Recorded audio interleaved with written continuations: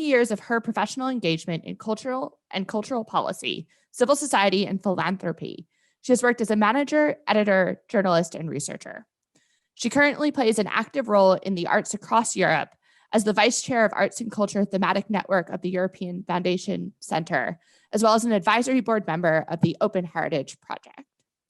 So to start off our discussion, I'd like to speak about the relationship between culture and inequality. Samia, how do we define them both, and how do they interact? Well, when it comes to culture and inequality, the two are very connected. In fact, for me, I would say that the two go hand in hand. When you look at any society around the world, and you look closely at the forms of inequality that society is suffering from, whether it's gender inequality, racial inequality, religious, economic, any form, you'll see that is reflected in its own culture. And by culture, we're looking at a society's set of traditions, its literature, its language, its music, art, film, music, everything that falls under a society's culture. And so to go back to your question about how those two are, how those two interact, they actually feed into one another. So, for example, if you're going to take a look at a specific society, and you see that within that society, women are heard, women are present, they are active members, and they participate within that specific society, you'll see that that society is, moving towards bridging the gap of gender inequality. And the same goes for any form of inequality within any society.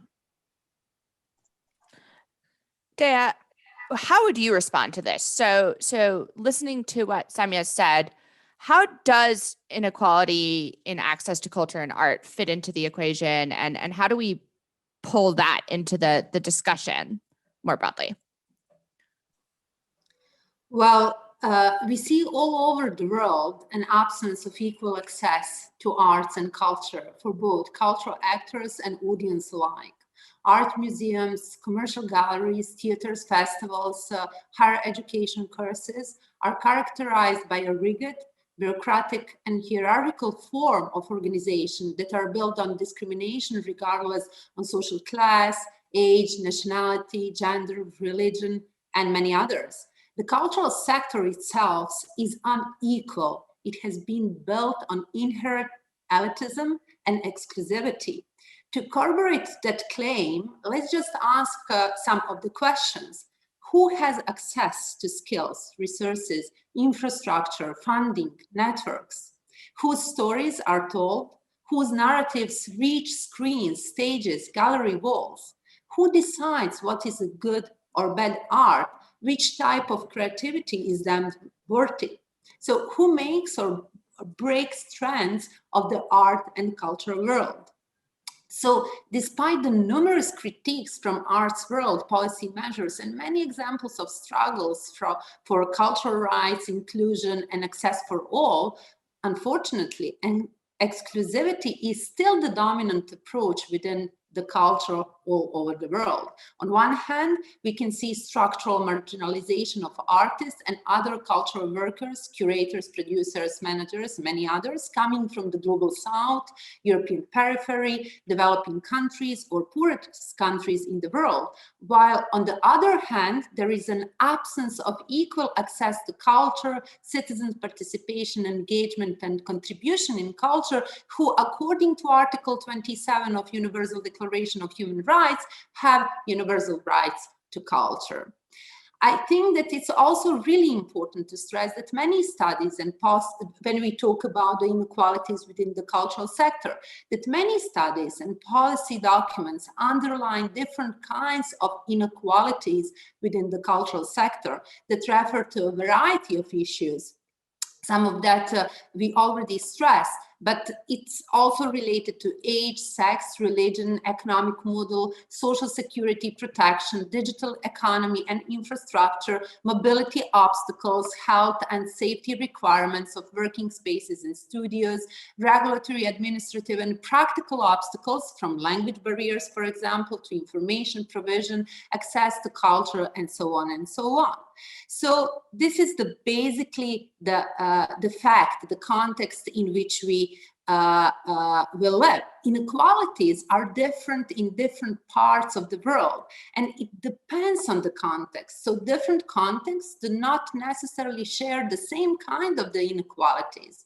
In Europe, for example, in spite of the fact that women's share in cultural employment is almost 50%, many studies and documents pointed out the gender pay gap and the pension gap, gender stereotypes, barriers in access to full labor market, finance, decision-making position, training, and lifelong learning, as well as sexism and sexual harassment.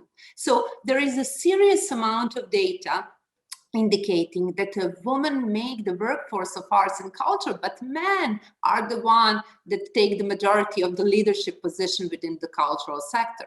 So just to conclude, we live in a world characterized by two essential faults: inequality of income distribution, material wealth, political power, military means, you name it, on one side, and on the other side, inequality within the culture and the cultural sector. Katherine, over to you.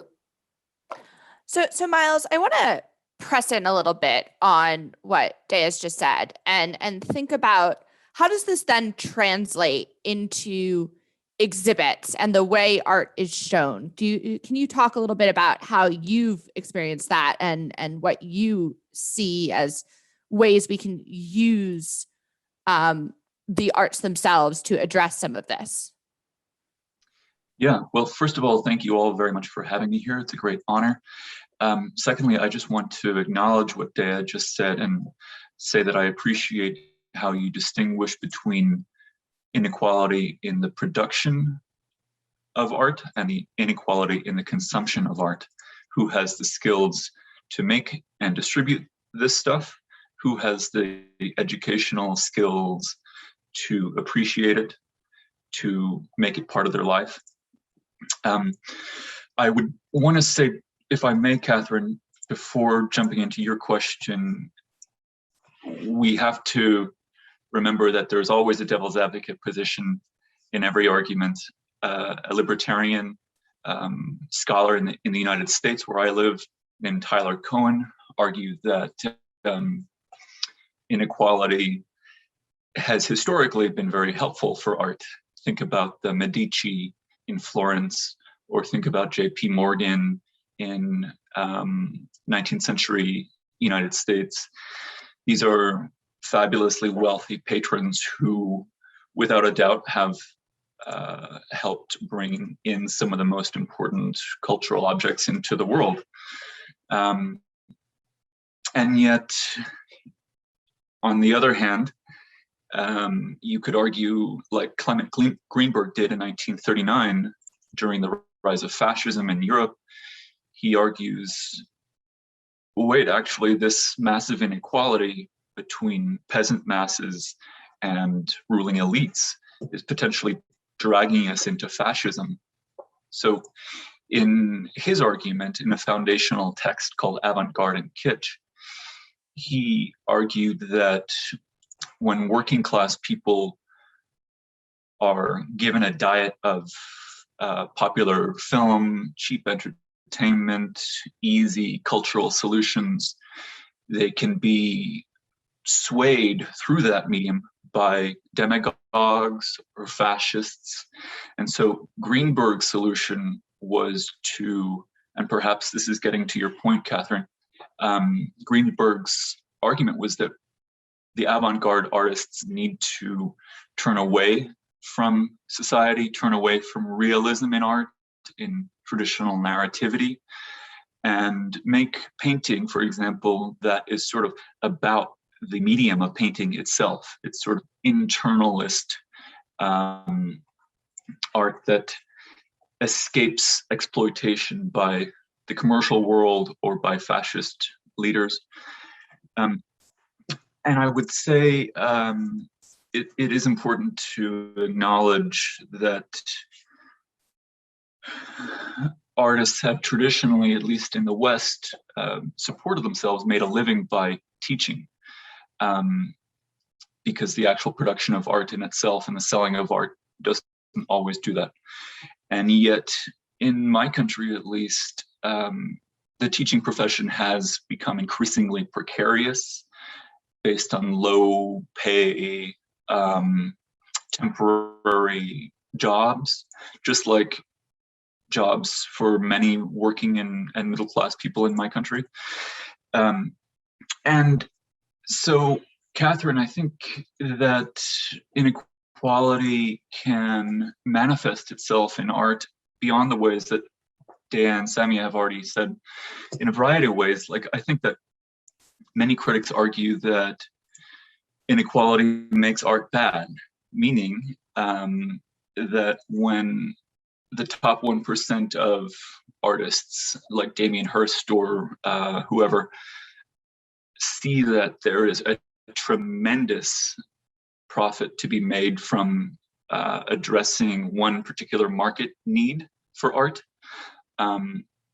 maybe art that is large in scale and photographs well, then this pressures the art production market to cater only to the sort of fleeting, ephemeral tastes of 1% patrons, not to make art that's, you know, going to have ongoing relevance or historical importance, but rather to appeal to a demand or satisfy a temporary demand. I think that inequality makes art invisible, literally, and I'll explain that. In Geneva, Switzerland, there's a place called the Freeport. Maybe you're familiar.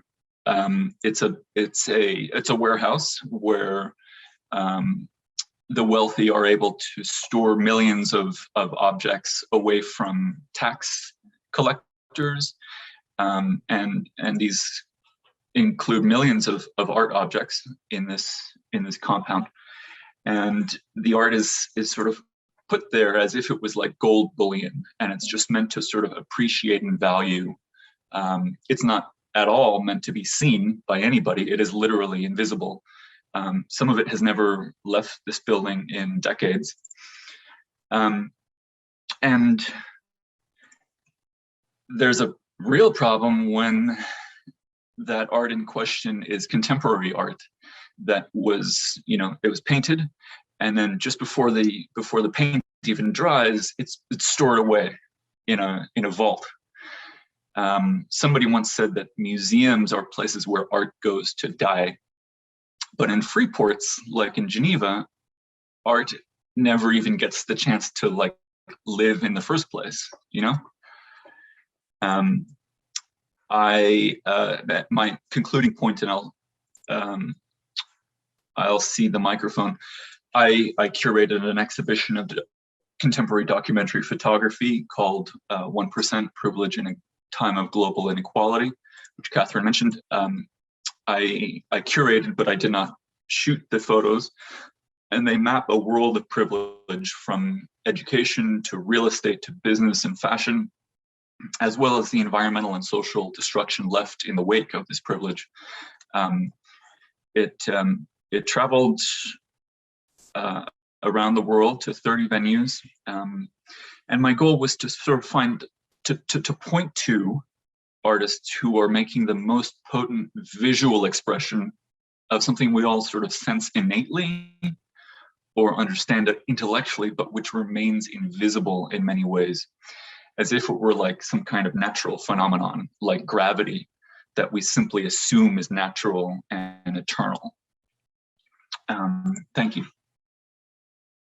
So that's really interesting, and we've gone to Florence with the Medici. We've gone to JP Morgan. So I'm gonna take us into the Middle East and some of the phenomena you study. How are you seeing the same narrative, or maybe a different one, across your geographies and the demographic groups and art forms that you engage with on a regular basis? There's one thing that there's a point that I wanted to make about what we were saying before about how culture is where you're able to see that inequality that a society suffers from. But culture is also a tool. Art and culture is a tool where we're able to address that inequality. Because what we are able to see, and again, we're talking across different parts of the world, and this is not just specific to the Middle East, you are able to see that through arts and culture, you are crossing barriers, geographical barriers, societal barriers within a community, language barriers sometimes. And so what that allows you to do is to deliver a message. Now, obviously, not every form of artistic expression is going to have a specific message that addresses global inequality or a specific form of inequality. But what art and culture does is that those forms of artistic expressions collectively are able to achieve that. And so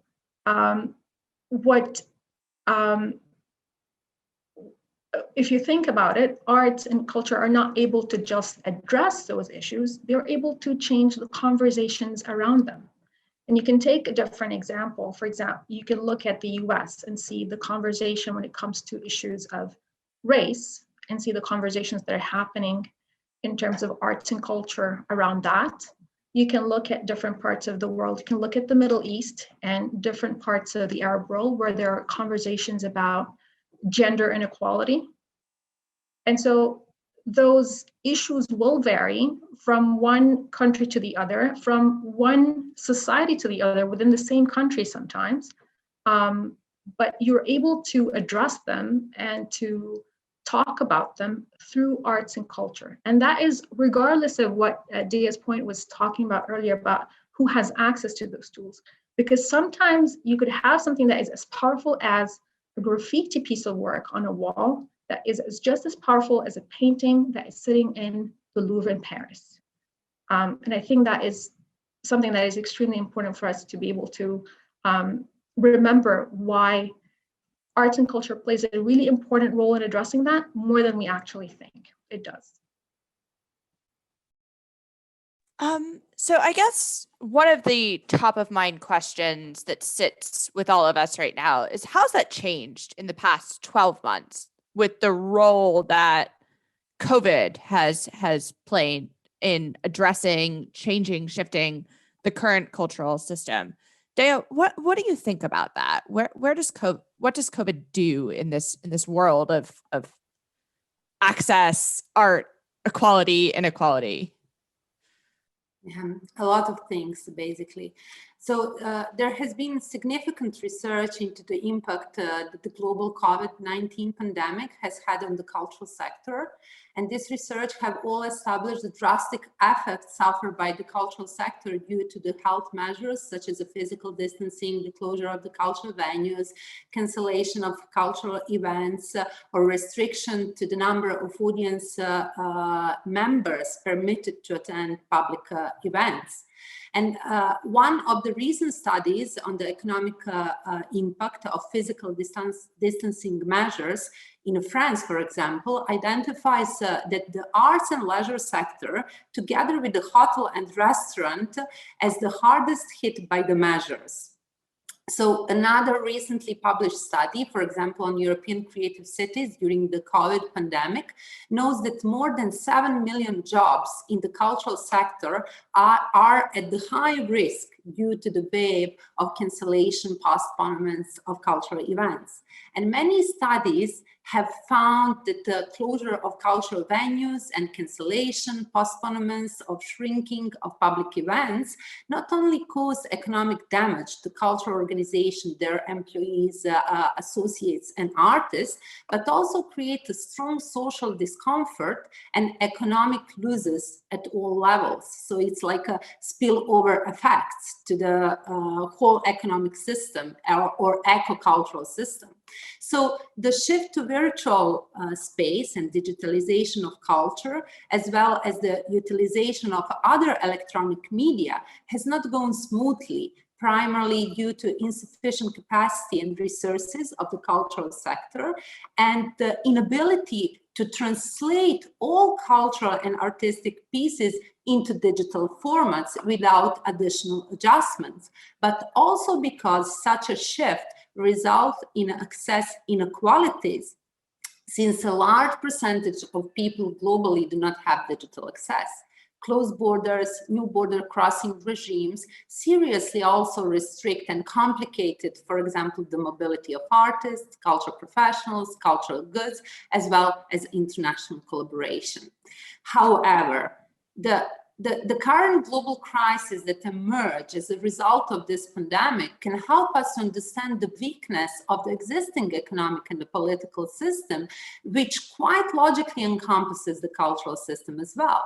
It compels us to revisit the features of contemporary culture. And this crisis shows us that culture is extremely fragile and artists and cultural professionals are tremendously exposed, since precariousness has become a standard for the cultural sector, especially for all artists and cultural professionals who are self-employed, for whom uncertainty became inherent and the potential source of stress, but also the only option for survival. So it's also demonstrate how resilient the cultural sector is and ready to find solutions in a times of crisis, able to react quickly and respond to the negative consequences of the crisis, adapt and react to gradual changes or sudden disruptions in order to survive, recover, and thrive. But in order to reinvent and justify itself, systemic change in the world of culture requires transformation of many aspects that will produce new arguments, approaches, measures, and mechanisms that will articulate the role of culture in sustainable development and the relevance of culture in contemporary society beyond instrumental values of arts and culture. So looking at the future, it would be crucial to imagine new approaches to cultural democracy that would offer democratic responses, direct citizen participation, and access without any obstacles. All of that also requires changes of our own attitude and behavior in our own everyday practices. So I think I want to offer either Samia or Myles to perhaps play some form of devil's advocate against that and think about, is there any benefits that have come to public appetite for culture, for the arts, awareness of perhaps some of those trials and tribulations that those who work in the cultural sector are experiencing that have come in the past 12 months or so? There's one thing that I could point out that has been beneficial, and we've reported on this, and that is when it comes to cultural institutions, galleries and museums, and all different types of institutions in the arts and culture world, and looking at those institutions in the Middle East, for example. There has been this huge shift that had been delayed for a long time to online and to the digital realm. So what the past year has allowed those institutions to do is speed up that process and immediately find solutions to become available and find an audience that would interact with their offering online. So there's been a lot of exhibitions that have moved from being in galleries to online, when previously that would not have been an option, and you would not have even found the following there. We've had different foundations here put on music shows. You're looking at a sector, and that's something that Dea just pointed on, highlighted earlier. You've got people in the field that completely did not have any work to do, were unemployed because of the pandemic. When you're looking at people who, for example, musicians who played at venues. When those venues close down, there's no other alternative. That's different from someone who works as a freelancer and is still able to continue to work online. So what that opportunity offered, it offered a glimpse of hope that they were able to still connect with an audience and continue to work and allow those institutions to stay relevant to a population that was in lockdown, basically. Myles, maybe you'd have a few thoughts to share. Yeah, I appreciate what you just said, Samia. Another way that I could build off of what you just said, Samia, you're talking about how our experience of the cultural sector has become digitized, has become sort of dematerialized. We're not physically entering a building, a museum, and looking at a painting anymore. If we do see it at all, we're seeing it on screens. And this coincidentally points me in the direction of a historical solution that has been proposed in the past to inequality in art. In the 1960s and 1970s, conceptual artists in the West proposed a solution to the role that expensive art objects play in the cycle of consumption and the cycle of sort of privilege signaling that I think art plays. And what they suggested, they were reacting against a previous idea in which art is defined for its originality, or the fact that it was authored by like a genius maker. And that older idea of art is sort of an example of a kind of ultra exclusivity. Like there is literally only one version of Van Gogh's Starry Night in the entire world, right? It makes it a perfect object of luxury consumption if there's only one. But conceptual art attempted to sort of dethrone art by reducing the preciousness, the singularity of the visual art object, and sort of reduce it to a set of infinitely reproducible words. Like literally, they wouldn't paint a picture, they would type a sentence. Sometimes that was like, it was very strange. Sometimes it was like a command, like walk 20 feet from where you are. And that's the piece of art. And that might sound frivolous, but what they were really doing was attempting to propose an alternative to how we fetishize these physical objects, how we sell them for massive amounts of money sometimes. And instead they were proposing the system whereby they could make it sort of an almost unauthored object that could be reproduced infinitely and distributed free of charge. And Samia, why I bring this up is because it rhymes in my mind with this dematerialization that we are experiencing now through the screen. We have infinitely replaceable replicas of Van Gogh's Starry Night. You have one, I have one, you have one, everyone. So that's one potential historical perspective on the question. So then is it too bold to potentially say that the forced digitization of arts and culture in the past year has almost brought us back to perhaps what the purpose of the art is versus the goal potentially of owning the art, of materializing it, of making it an object of perhaps innate inequality because it's only accessible to those who can afford to have it accessible to them? Is that what you're saying in a little bit of a nutshell? That's a good way to summarize that in plain language, Katherine. And the digital simulacrum is more democratic. Granted, as we've already noted, not everyone has access to a computer screen or a cell phone. Absolutely. Even in my country, which is a very wealthy country, many people don't have that. But more people have access to that digital simulacrum than they do to the actual Starry Night painting by Van Gogh, right? So then, Dea, is there a path forward?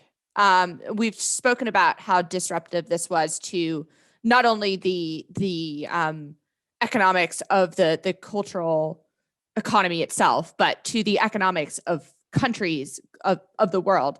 Is there a way forward, though, where a kind of hybrid model of we shift back to some of the engagement with culture in the way we used to, and this digital model can merge and create a new cultural economy for us?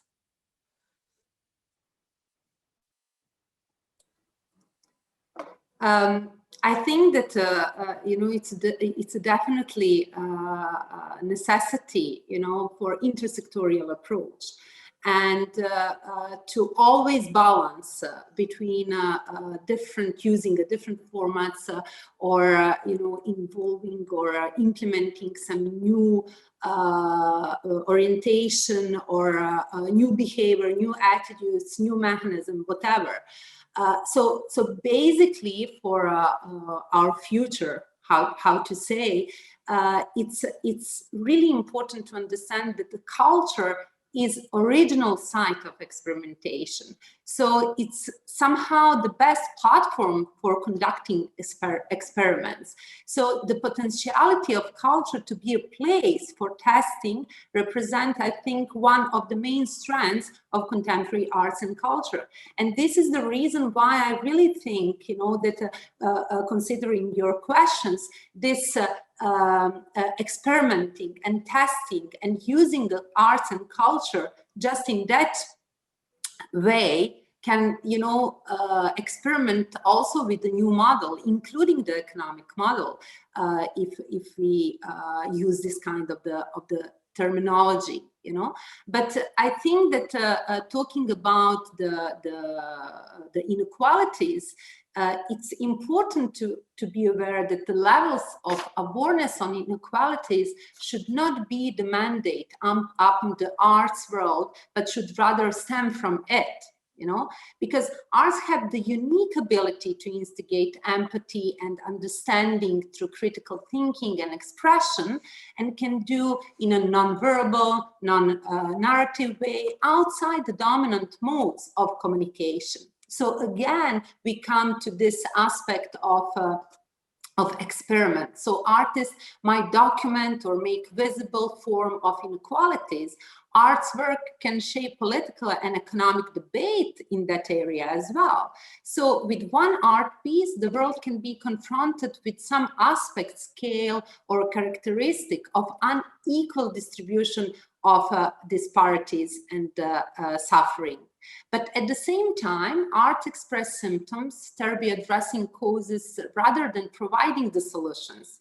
Insofar, we must reflect on arts and culture as having the prophetic, but not necessarily the reformative role. So, however, by acting and taking the role on this social responsive field, many questions arise on the role of culture can be in the future. But culture is not a neutral actor. It consciously and quietly, strategically perpetuates or challenges inequalities. At the same time, the context is also not neutral. We talked about that earlier. It determines size and scales of inequalities, and it also directs the arts approach and the methodology to the specific inequalities at the local level. So, for example, what works or what it's innovative, elitist, imperialistic, or neo-colonialistic here in Croatia, in Zagreb, is not the same in Abu Dhabi, for example, or New York. So we have to constantly overlook the relations between the culture inequalities, even we, put it in a physical or virtual sphere. So I know we're coming to the end of our time, and we've identified a lot of ways that culture and inequality interact, how they drive one another, how they potentially can adjust and conform to one another, and what that looks like across geographies. What I want to do is give each of you a couple of minutes to start to think about what are the solutions? What do we do next? What do individuals, organizations, those who have the ability to drive change do to start pushing to end inequality and using and understanding cultural avenues to do that? So Samia, let's start with you and give us your advice. Sure. I think my piece of advice for that is to continue to do the work, and continue to do the work that arts and culture does, and that is give a voice to the voiceless. I mean, obviously, part of arts and culture it's twofold. Part of it is to entertain, but another very important part of it is also to instruct. And that we have to continue to do the work. It's all about consistency. You have to consistently continue to do that, regardless of how difficult it is, regardless of the challenges that a specific society will face. Because when you're talking about inequality, you're not talking about something that is going to be achieved overnight. You're not going to put on one exhibition and solve an issue. You have to continue to raise awareness about that specific inequality in different forms. And at one point, you will reach a point where you achieve that. That would be my advice. Myles? I'd like to pick up on what Samia just said when she distinguishes between culture as entertainment and culture as instruction or perhaps documentation. I think that's an important point. And I want to end my part on a hopeful note by pointing towards a scholar who has a more optimistic take. A woman named Ariella Azoulay wrote a book called The Civil Contract of Photography in 2008. And unlike many observers in the second half of the 20th century who argued that photography had simply become like a tool of hegemony of the powers that be, she was arguing that photos are not the product of only hegemony. In fact, each image sort of has multiple authors. The person in the photograph also has the power to shape the meaning of that image. And so a photograph, like, to pick up on Samia's point, a news photograph, let's say, taken from, let's say, like a war zone. Such a photograph doesn't simply reinscribe power relations, top-down hierarchical power relations, but in fact is an emergency claim, as she says. It's a demand on our attention. And for us as viewers to look at that photo is a civil act. That's what she would say. While many people in the past have argued that viewing these kind of too many of these distressing war photographs or images of inequality, poverty, etc., reduces our empathy, she argues, well, actually people in need want to be photographed. That's why oftentimes in these news photographs, you see those people looking back at the camera. They are calling out to us through the camera, through the photograph, with their emergency claim. And therefore, documentary photography still, after all these years, has potential to bind us together and demand a more equitable world. Dea. What are your thoughts on where we go from here? So as someone who really work in a cultural policy, I always thinking about the frame. So although culture represents a vehicle of soft power to conflict, human rights, reconciliation, peace building, I think that the policymaker, unfortunately, still do not give sufficient attention to culture and its ability to act and involve local resources and the communities. So in the current global crisis, the national and the local governments should be obliged to secure resources for arts creation, production, distribution, as well as a cultural participation. So in that line, we have to act and advocate for cultural deal, placing culture at the center of public policy all over the world and mainstreaming it across all policy fields, from green transition to the digital shift.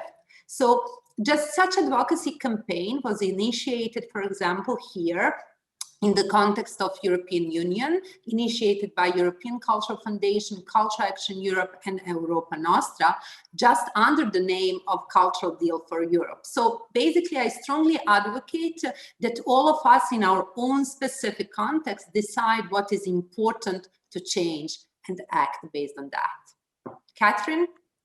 I think that's a wonderful place to end with the idea that we all have a role to play. Keep pushing if you are in the arts, keep pushing in the arts. If you're in policy, keep pushing in policy. And if you're an individual, like some of us, continue to consume and engage. Samia, Myles, Dea, thank you so much for joining me and for this conversation. And we wish everyone on the phone a wonderful day. Thank you. Thank you. Thank you, everyone. Thank you all for the invitation.